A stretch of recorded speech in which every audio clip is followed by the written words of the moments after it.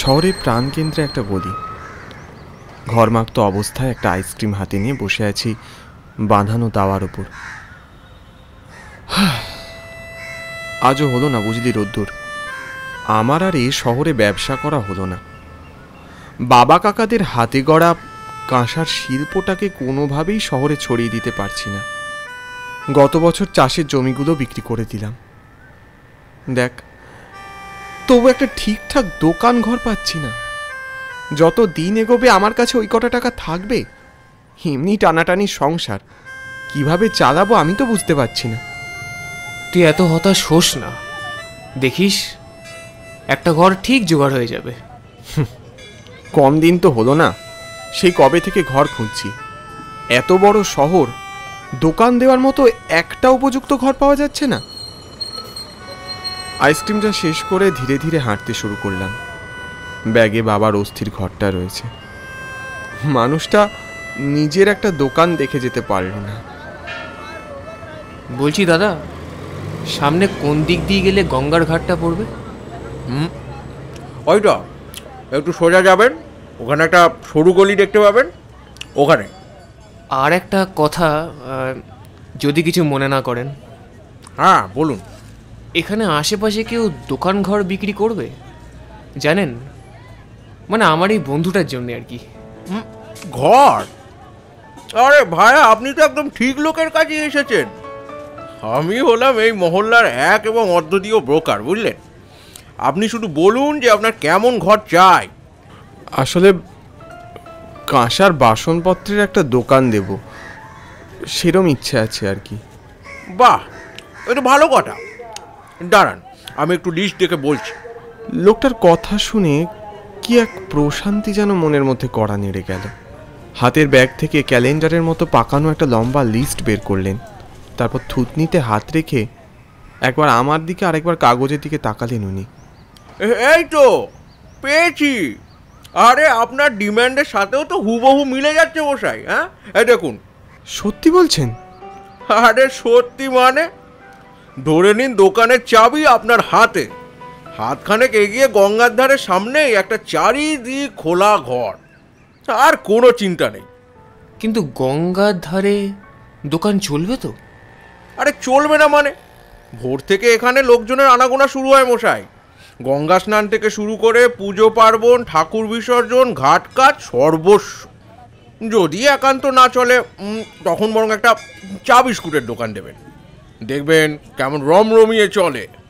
রোদ্দুর লোকটাকে থামিয়ে দিয়ে বলল, আচ্ছা আচ্ছা আচ্ছা আচ্ছা, বলছিলাম দোকানটা কি এখন একবার দেখানো যায়? হ্যাঁ হ্যাঁ, নিশ্চয়ই, আসুন। বহু পুরনো আমলের বিস্তীর্ণ একটা বাড়ি। বাড়ির সামনে একটা খোলা দালান, আর পিছনে একটা বিশাল দরজা দেওয়া ঘর। সামনেই বাঁধানো ঘাট। জায়গাটা এত মনোরম, আমারও বেশ মনে ধরল জায়গাটাকে।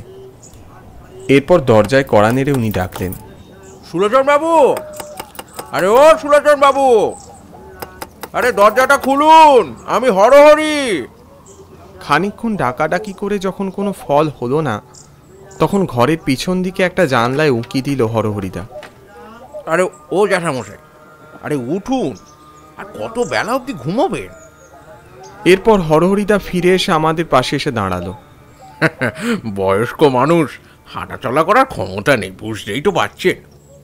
ছিটকিনি খুলে লোকটা বেরিয়ে এলো।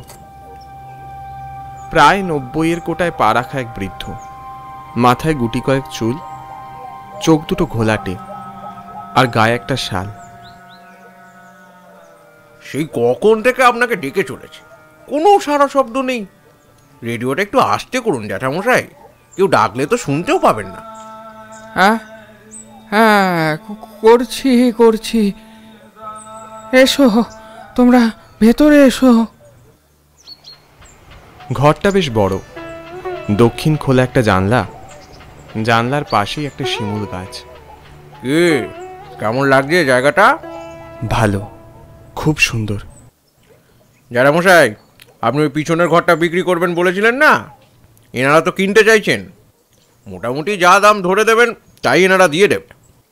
না বাছা, টাকা পয়সার জন্য তো আমি ঘর বিক্রি করব না। আমি চাই এমন কেউ কিনুক যে এ বাড়ি সামলে রাখতে পারবে। আমি আর কতদিন। তা তোমাদের নাম কি? আমি চন্দ্রনাথ, চন্দ্রনাথ বসু মল্লিক। আর ও আমার বন্ধু রোদ্দুর সেন। বৃদ্ধ লোকটি এরপর আমার দিকে ফ্যাল ফ্যাল করে খানিকক্ষণ চেয়ে রইলেন। আরে ও জ্যাঠামশাই, কিছু বলুন। হ্যাঁ, বলছি। ওই যে চাঁদনি, আমার মেয়ে, ওর তোমায় খুব পছন্দ হয়েছে। ওই দেখো, ওই যে ছবি দেখেছো কেমন হাসছে? তোমার পছন্দ তো? সামনে বাঁধানো একটা মস্ত ফ্রেমের দিকে বৃদ্ধ আঙুল তুলে দেখালো। অবাক হলাম যখন দেখলাম সেই বাঁধানো ফ্রেমে কোনো ছবি নেই। হরহরিদা ফিসফিস করে আমার কানে মুখ লাগিয়ে বলল, এসব কথায় কোনো কান দেবেন না চন্দ্রনাথ বাবু। আসল ঘটনাটা অন্য। এই জ্যাঠামশাই আদৌ কোনোদিন বিয়েই করেননি, কিন্তু বেশ কিছু বছর আগে এই বাড়ির উঠোন থেকে এক সদ্যজাত মেয়েকে কুড়িয়ে পান তিনি। তখন থেকেই মেয়েটিকে নিজের মেয়ের মতো মানুষ করেছিলেন। বছর কয়েক হলেও মেয়েটা অজানা অসুখে মারা গেছে। এই শোক তিনি নিতে পারেননি। বড় ভালোবাসতেন কি না। তারপর থেকেই জ্যাঠামশাইয়ের মাথাটা একেবারে খারাপ হয়ে গেছে। কি এত ফিসফিস করে বলছো হরহরি? ও তেমন কিছু না জ্যাঠামশাই। তা জ্যাঠামশাই, এবার একটু দরদামটা সেরে নিলে ভালো হতো না? ওহ হরহরি, তোমার সব বিষয়ে তাড়াহুড়ো দেখছি। কি আর দাম বলি বলো তো? কিন্তু আমায় একটু যে ভেবে দেখতে হবে। তবে এ বাড়ি আমি তোমাকেই দেব বাছা। চমকে উঠলাম। হি তো মেঘ না চাইতেই জল। অবশেষে তবে আমার স্বপ্ন সত্যি হতে চলেছে। তবে শুভ শীঘ্রম, যত তাড়াতাড়ি সম্ভব এই কাজটা সেরে ফেলা যায় ততই ভালো। আমার একটা আবদার আছে কিন্তু জ্যাঠামশাই, কিছু যদি মনে না করেন। আমার কিন্তু 2%ই লাগবে। আরে দাদা, সেই নিয়ে চিন্তাই করবেন না। আপনার যা টাকা লাগবে আমরা দেব। বেশ তো, পরশু সকাল 11টায় এখানে দেখা করি, কি বলেন জ্যাঠামশাই? উনি ঘাড় নাড়লেন শুধু, আর কি সব বিড়বিড় করে চললেন। আচ্ছা এখন চলুন। আরে ঘরটাই তো দেখলেন না মশাই।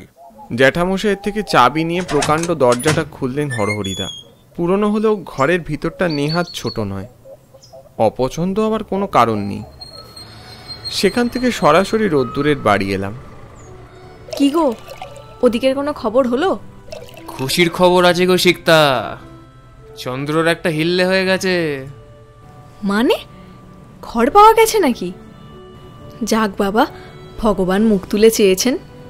দাদা, মিষ্টি খাওয়াতে হবে কিন্তু। শুধু মিষ্টি কেন বৌদি, দরকার হলে আমি নিজের হাতে রান্না করে আপনাদের খাওয়াবো। খালি সব কিছু যেন ভালোই ভালোই মিটে যায়। বুধবার, ক্যালেন্ডারে 20 তারিখ। এক রাশ আশা নিয়ে যখন ওই বাড়ির সামনে এসে দাঁড়ালাম, তখন বেশ কিছু লোক ভিড় করে রয়েছে ওই বাড়ির সামনে। তার মধ্যে হরহরিদাকেও দেখতে পেলাম। কি হয়েছে হরহরিদা? এত লোকের ভিড়, কিছু হয়েছে? আর বলবেন না ভাই, সকাল সকাল জ্যাঠামশাই স্নান করা অভ্যেস। ওই ঘাটের সিঁড়ি দিয়ে নামতে গিয়ে পড়ে গেলেন। রক্তারক্তি কাণ্ড। ঘরের ভিতর থেকে কান্নার রোল ভেসে এলো। ডাক্তারবাবু জবাব দিয়ে চলে গেলেন। দুঃখিত, ওনাকে বাঁচাতে পারলাম না। ওনার সৎকারের ব্যবস্থা করুন। কথাটা শুনে মাথার ওপর গোটা আকাশটা যেন ভেঙে পড়ল। ছুট্টে ঘরের ভিতরে গেলাম। সেগুন কাঠের বিছানায় সুলোচনবাবু এমনভাবে শুয়ে আছেন যেন এক্ষুনি ঘুম ভেঙে উঠবেন। বাইরে শিমুলের ঝিরঝিরে পাতার শব্দ। তখনই রোদ্দুর আমার কানের কাছে এসে ফিসফিস করে বলল, দেখ চন্দ্র, টেবিলের ওপর কি একটা কাগজ দেখতে পাচ্ছি না? আহ রোদ্দুর, কি হচ্ছেটা কি? তুই একটু দাঁড়া, আমি আসছি। আরে শোন শোন। ও আমার একটা কথাও শুনল না। এরপর পড়তে পড়তে ওর চোখ যেন কপালে উঠে গেল। কি লেখা আছে ওতে? কিচ্ছু বুঝতে পারলাম না। দেখ কি লেখা আছে এখানে। ভালো করে দেখ। কি বলছিস? কিছুই তো বুঝতে পারছি না। কি লেখা আছে ওতে? আরে দেখি না।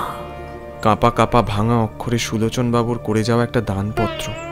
উনি এ বাড়ি, দোকানঘর, সব সম্পত্তি আমাকে দান করে গেছেন।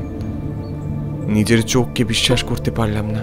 কিরে, পাথরের মতো দাঁড়িয়ে রইলি যে? চল হরহরিদাকে দেখাই এটা। আমি কিচ্ছু বুঝতে পারছি না। উনি এত সম্পত্তি আমায় দিয়ে যাবেন কেন? আমার মনে হয় কিছু একটা গন্ডগোল আছে। কি হলো? চল। রোদ্দুর আমায় রীতিমতো টানতে টানতে ঘর থেকে বের করলো। এই যে হরহরিদা, আর দেখুন তো এটা। ভালো করে পড়ে হরহরিদা বললে, বাহ, এ তো চমৎকার ব্যাপার। উনি তো দেখছি পুরো বাড়িটাই চন্দ্রনাথ বাবুর নামে দানপত্র করে গেছে। আপনারও তো একটা হিল্লে হয়ে গেল মশাই। আপনারা বরং এক কাজ করুন, এখন চলে যান, বুঝলেন? জানেন তো ওনার সাতকুলে নিজের বলতে কেউ নেই। অন্ত্যেষ্টির কাজের দায়ভার তো আমাকেই মনে হয় নিতে হবে। এদিকের কাজকর্ম মিটিয়ে আমি উকিলের সাথে কথাবার্তা বলে রাখবো। আচ্ছা, আজ সন্ধেবেলা যদি আপনার সাথে একটু দেখা করা যেত। মানে আমিও ঠিক বুঝতে পারছি না উনি আমাকে এত সম্পত্তি দিয়ে যাবেন কেন। এই রে, এত ঝক্কি সামলে তো হবে না। ঠিক আছে, চেষ্টা করে দেখছি। সেদিন সন্ধেবেলা সামনের মন্দিরে অনবরত কাঁসর ঘণ্টা বেজে চলেছে। তখন প্রায় 7:30। তবুও হরহরিদার পাত্তা পেলাম না। মিষ্টির দোকানে জিজ্ঞেস করেও কোনো সুরাহা হলো না। লোকটা এরকম বেপাত্তা হয়ে গেল কেন বলতো? ব্যাপারটা তো সুবিধের লাগছে না। উফ চন্দ্র, তুই খালি সন্দেহ করিস। হতেই তো পারে যে লোকটা ব্যস্ত আছে। ছাড়, বরং কাল সকালেই দেখা করব। বেশ, চল। এখানে এসেছি যখন একটু গঙ্গার ধারে গিয়ে দাঁড়াই। সুলোচনবাবু সকালে গত হয়েছেন। এই বাড়ি এখন শূন্য, সেটাই স্বাভাবিক। দেখ ওপারে কেমন মেঘ করেছে। যখন তখন বৃষ্টি নামবে। চল, না দাঁড়িয়ে বরঞ্চ বাড়ি যাই। বলতে বলতেই প্রবল ঝোড়ো হাওয়া শুরু হলো।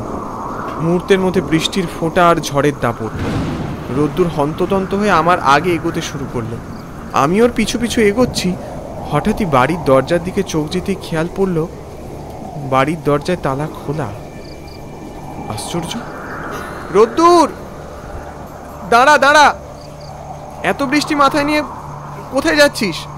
দেখ, এই বাড়ির দরজাটা খোলা। মনে হয় কেউ আছে। সত্যিই তো। চল তো গিয়ে একবার দেখি। আমরা দুজনেই দৌড়ে ঘরের সামনে এলাম। দেখলাম ঘন অন্ধকারের মাঝে একটা মোমবাতি জ্বলছে, আর সেই আলোতে হরহরিদাকে দেখলাম কাগজের মধ্যে কি যেন কাটাকুটি করছে। চমকে গিয়ে চেয়ার থেকে উঠে দাঁড়ালো লোকটা।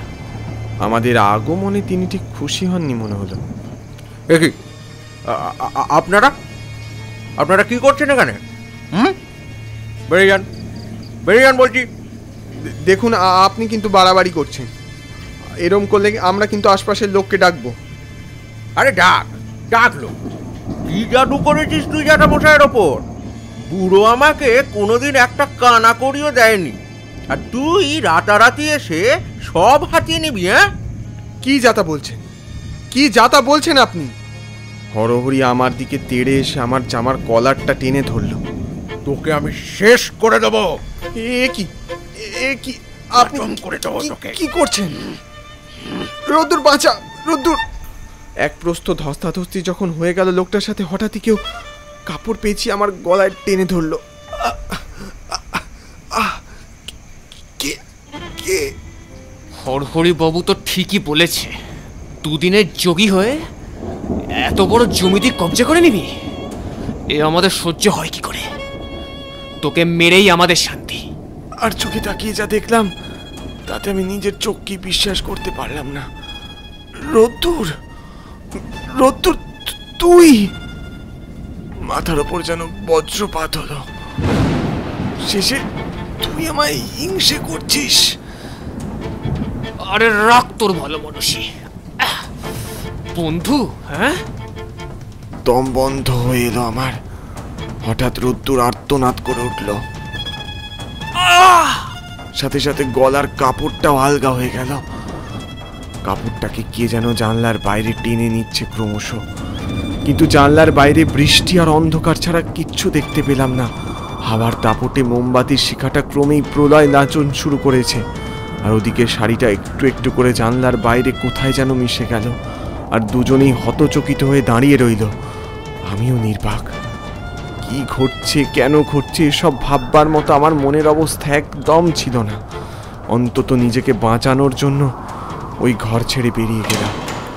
দরজা দিয়ে বেরিয়ে আসতে যাব, বৃষ্টির মধ্যে ঘোমটা দেওয়া একজনকে দেখলাম দরজা আগলে দাঁড়িয়ে আছে, পরনে লাল জামদানি সেই শাড়ি। কে আপনি? বাইরে প্রচণ্ড ঝড় বৃষ্টি হচ্ছে, আজ রাতে এ ঘরে আশ্রয় হবে? ভিতরে যারা আছে তাদের গিয়ে বলুন, আমি এ বাড়ির কেউ নই। সে কি, আমি তো তোমাকেই এ বাড়ির মালিক বলে জানি।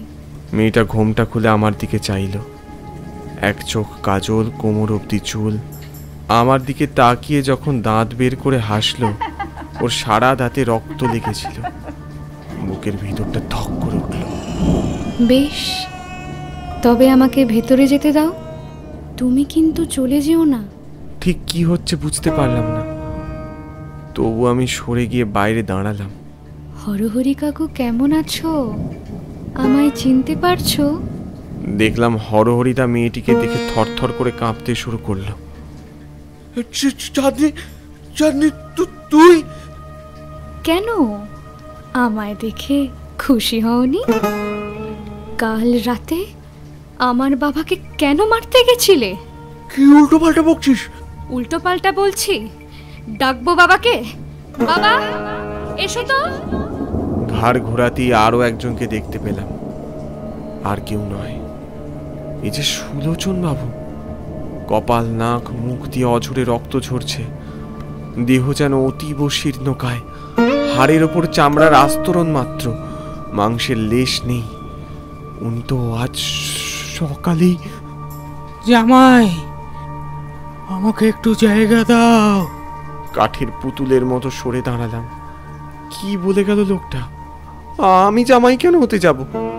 কি হয়েছে রে মা, কি হয়েছে? এই যে হরহরি, কাল রাতে তোমাকে ডেকে বললাম আমার জামাইকে আমি এ বাড়ি দিয়ে যেতে চাই। আমার কথা তো তুমি হেসেই উড়িয়ে দিলে। তারপর আমাকে টেনে ঘাটের কাছে নিয়ে গিয়ে এক ধাক্কা। তুমি কি মানুষের মতো কাজ করলে বলো? চাঁদনি, ওকে শেষ করে দে। ক্ষণিকের মধ্যে চাঁদনি হরহরির গলা চেপে ধরল। তারপর কোথায় যেন ওরা দুজন উধাও হয়ে গেল। এরপর বাড়ির পাশে শিমুল গাছটা থেকে শুনতে পেলাম হরহরির আত্মচিৎকার। আরে এই যে তুমি, তোমারও মুক্তি নেই। তুমি আমার জামাইয়ের গায়ে হাত তুলেছ। জামাই? কে কে জামাই? কেন? বাইরে দাঁড়িয়ে আছে চন্দ্রনাথ, ওকে আমার চাঁদনির ভারী পছন্দ হয়েছে। কথাটা শুনে বুকের ভিতরটা ঢেউয়ের মতো উথাল পাথাল করে উঠল। ওখান থেকে বেরিয়ে এলাম। মনে হলো ওই শিমুল গাছের ডালে কেউ যেন বসে আছে। সেদিকে আর না তাকিয়ে সোজা রাস্তা ধরলাম। এখানে আর এক মুহূর্ত নয়। তো তোমরাই বলো, আমার এখন কি করা উচিত?